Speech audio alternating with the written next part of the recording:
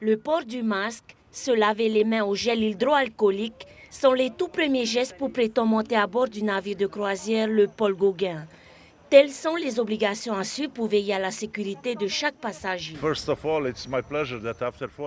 C'est la première croisière après le confinement dû au Covid.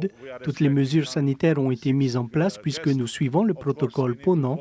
Nous avons des procédures de distanciation, des masques, la désinfection des locaux et des bagages.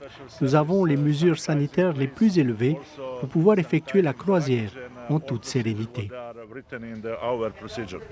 La visite auprès du médecin est l'étape suivante pour être autorisé à monter à bord du navire.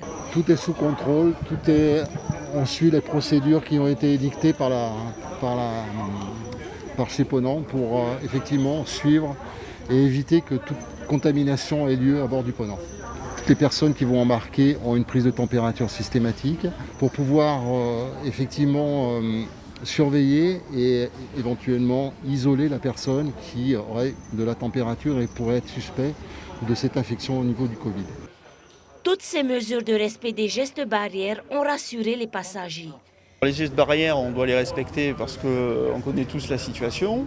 Donc ça, et puis on serait parti dans les îles ou on serait parti à l'étranger, on aurait eu à les respecter. Et puis, a priori, on voit que c'est plutôt bien encadré et que c'est bien sécurisé. Donc on a confiance. On a fait des informations au niveau de la société là, pour toutes les mesures à prendre par rapport à la croisière, entre le masque, les distances, etc.